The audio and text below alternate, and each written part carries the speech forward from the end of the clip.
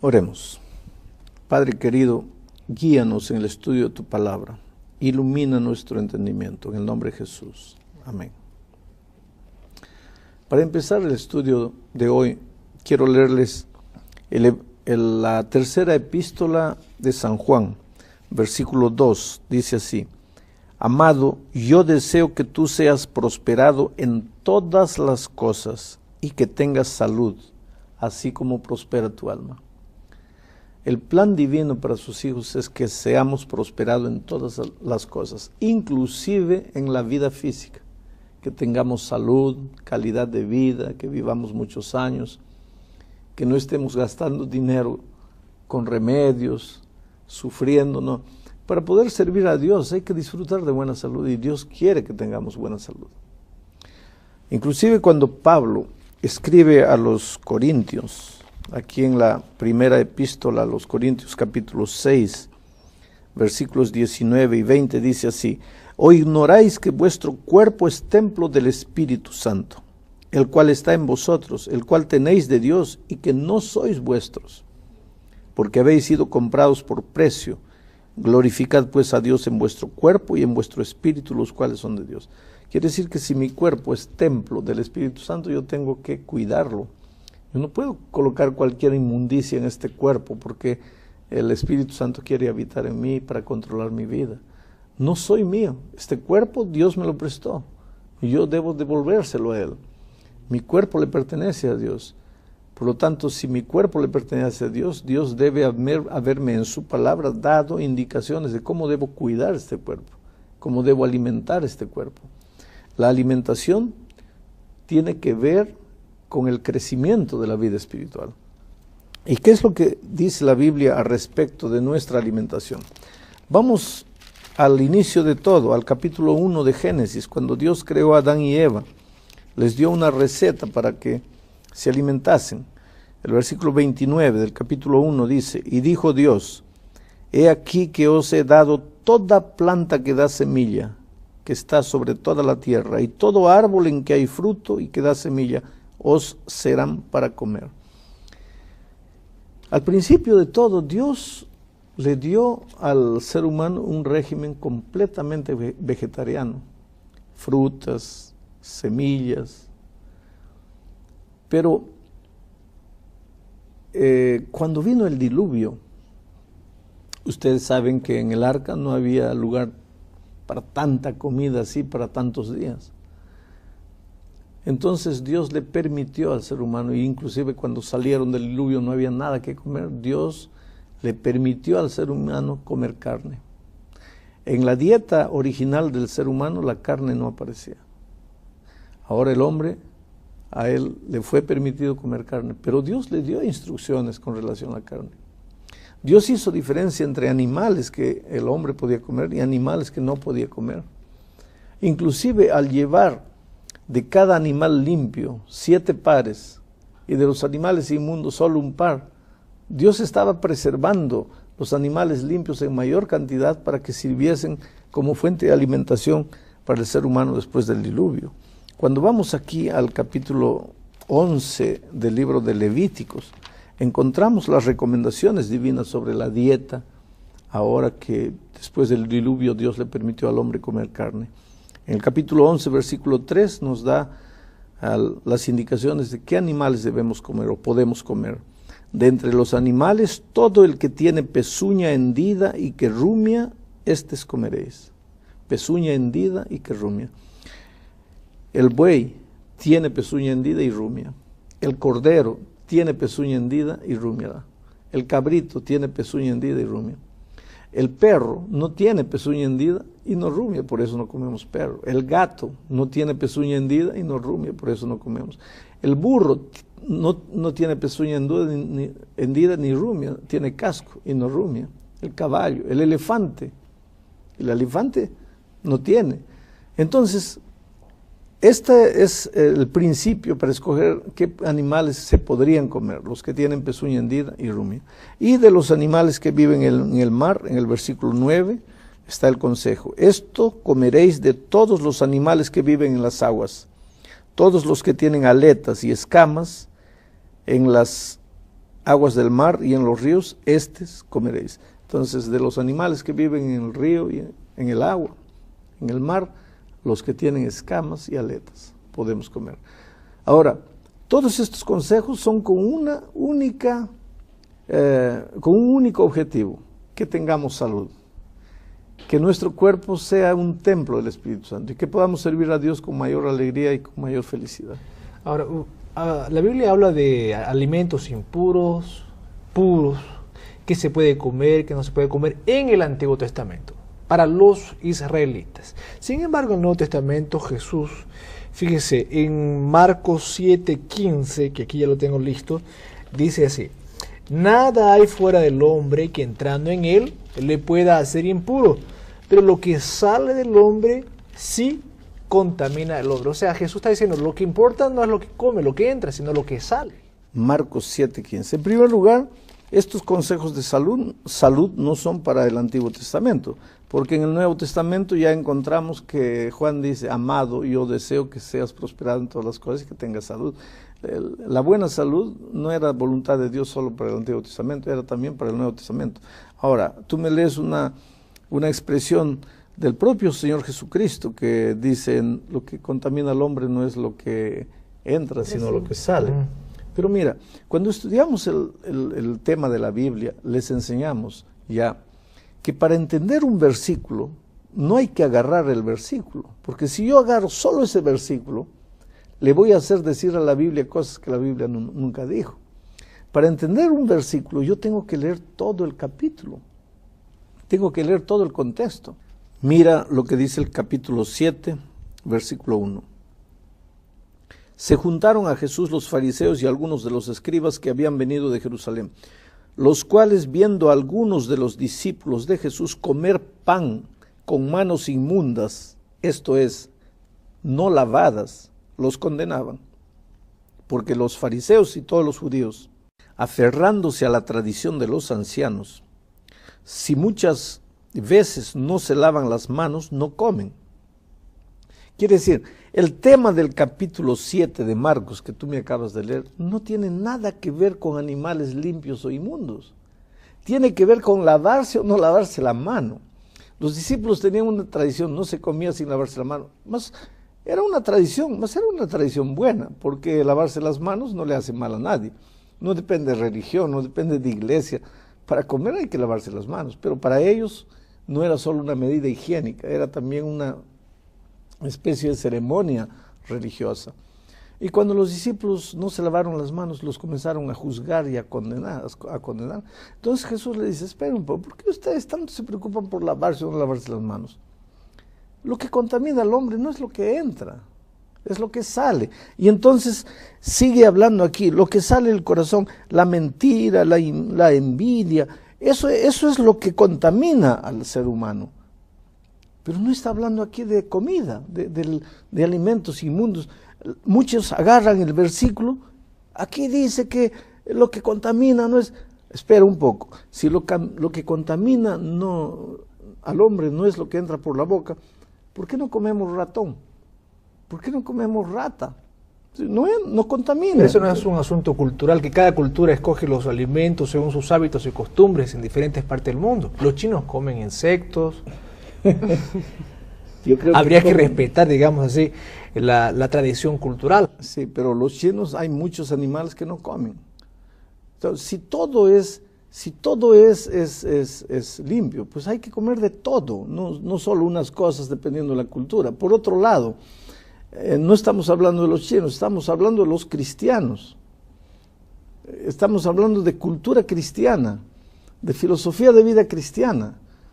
¿Por qué este versículo solo sirve cuando queremos comer algo que nos gusta? Y no, espera un poco. La vida cristiana no es ajustar Dios a lo que yo quiero, sino ajustar lo que yo quiero a lo que Dios dice. Pastor, yo tengo otro versículo aquí que quiero que tal vez sea el caso, no sé, de no agarrar un solo pedacito, pero quiero que me oriente. Dice Colosenses capítulo 2, versículo 16. Dice: por tanto, nadie os juzgue en comida o en bebida, o en cuanto a días de fiesta, luna nueva o días de reposo. Dice, por tanto, nadie os juzgue. esto no puede dar espacio a decir, bueno, yo puedo comer lo que quiera, nadie me va a juzgar. Muy bien. En realidad nadie tiene que... Yo te diría una cosa, la comida no es un asunto de salvación. Tú no te vas a salvar o perder por comer o por no comer. La comida es un asunto de salud. Si tú puedes salvarte para vivir con buena salud, ¿por qué tienes que salvarte para vivir enfermo? ¿No es mejor vivir salvo y sano que vivir salvo y enfermo? Por otro lado, el asunto no es comida aquí, el asunto es obediencia. Cuando mi apetito está por encima de mi deseo de obedecer a Dios, es evidencia de que no he sido convertido. Ahora, aquí Colosenses 2:16, nuevamente hay que leer el contexto, no hay que leer solo el texto. Y el versículo 14 dice, anulando el acta de los decretos que había contra nosotros. ¿De qué decretos está hablando aquí? De la ley ceremonial que ya estudiamos en el tema de las 2 leyes. La ley ceremonial acabó con la muerte de Cristo. Entonces, pastor, quiere decir que con la muerte de Cristo también ya puedo comer cualquier cosa. Yo te diría una cosa, si quieres comer cualquier cosa, podrías comer, aunque aquí no está hablando de carnes limpias e inmundas, aquí está hablando de comidas, de ceremonias, de comidas ceremoniales. Por ejemplo, cuando se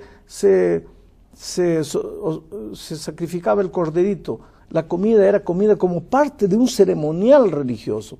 Todo eso acabó en la cruz cuando el Cordero de Dios vino a morir por nosotros. Ya no necesitamos estar llevando corderitos todos los días, colocando la mano y comiendo la carne con hierbas amargas. Eso acabó. Aquí no se está hablando de animales limpios o inmundos. Aquí está hablando de un ceremonial que llegó al fin. Pero aunque se estuviese hablando de animales limpios e inmundos, y aunque eso no tenga que ver con salvación, no tiene que ver con salud, no tiene que ver con vivir con buena calidad de vida y vivir más. Ahora, pastor, hay gente que menciona que Jesús comía carne, para aquellos que dicen que comer carne puede hacer mal, y bebía vino. Y hay trechos en la Biblia que dice que Jesús bebía vino. Eso es un buen ejemplo. Mira, no hay evidencia bíblica, no hay evidencia histórica de que el vino que Jesús bebió, que el vino que Jesús multiplicó en las bodas de Canaán, el vino de la Biblia, sea el vino fermentado que hoy día nosotros tomamos. La evidencia histórica y todo prueba que ese vino era jugo puro de la uva. Ahora, Proverbios dice, no mires al vino cuando rojea, porque el vino es malo y la cerveza alborotadora. Ahora, ¿cómo la Biblia puede contradecirse? Claro. Si dice una cosa, no puede decir otra cosa. Ahora, si aparentemente se contradice, hay que entender eso que está diciendo en el contexto.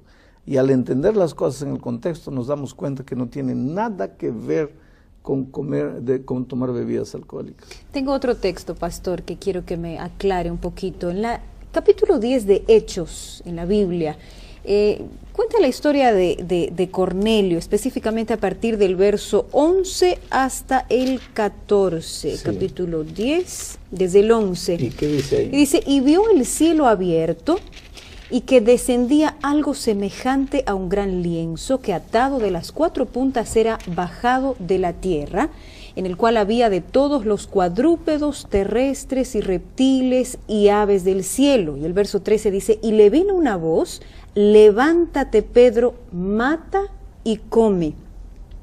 Entonces Pedro dijo, Señor, no, porque ninguna cosa común o inmunda he comido jamás. Dice Pedro, ninguna cosa común o incomún, mejor dicho, o inmunda he comido jamás. Ahí Dios le estaba diciendo, levántate, mata y come. Y el versículo 15 todavía Dios le dice, volvió la voz a él la segunda vez y le dijo, lo que Dios limpió, no lo llames tú de inmundo. Exacto. no lo llames tú de inmundo. O sea, ¿por dónde vamos? ¿Cómo entendemos? O sea, Dios puede limpiar las cosas sucias. Espera un poco. Claro que Dios puede limpiar las cosas sucias, pero aquí no está hablando de carne ni de animales limpios. Mira, no hay que leer solo estos versículos, hay que leer los versículos dentro del contexto. ¿Cuál es el contexto? El capítulo 10 está contando la historia de la conversión de Cornelio, un gentil que se convirtió al cristianismo. Ahora Dios manda a Pedro a hablar con Cornelio, recibir a Cornelio. Solo que Pedro está lleno de preconceptos, porque para él el evangelio es para los judíos. El evangelio no es para los gentiles. Los judíos tradicionales llamaban a los gentiles de gente inmunda. Y entonces, ahora que va a venir Cornelio a buscar ayuda con Pedro, Dios le presenta una visión a Pedro. Esa visión de la sábana bajando, con los animales inmundos, reptiles, culebras, y le dice, Pedro, come, mata y come. Pedro dice, Señor, yo no toco cosa inmunda. Y Dios le dice, espera, no llames inmundo a lo que Dios limpió. Pero no está hablando de carne, le está haciendo, primero, esta es una visión. Y no era para comer, era para enseñarle una lección. ¿Pero por qué la lección? Porque en el versículo 28 de ese mismo capítulo 10 está la explicación. Y les dijo, vosotros sabéis cuán abominable es para un varón judío juntarse o acercarse a un extranjero. Pero a mí, Pedro dice, me ha mostrado Dios que a ningún hombre llame común o inmundo. Ahí él está explicando que eso tiene que ver con no llamar inmundo a un extranjero. No tiene nada que ver con comida. Ahora, interesante, ¿no? Las personas dicen así, aquí Dios dice lo que Dios ha limpiado, no lo considera inmundo. Pero eso lo dicen solo para poder comer un chicharrón de cerdo. Pero ¿y por qué no para comer un perrito? Para comer un para gato? aliviar la conciencia. Quiere decir, no hay que buscarle versículos por aquí, ahí, que están fuera del contexto. Hay que leer la Biblia en el contexto. Yo soy una persona, un cristiano, un ejemplo, un cristiano modelo, que hago todo lo que Dios manda en la Biblia.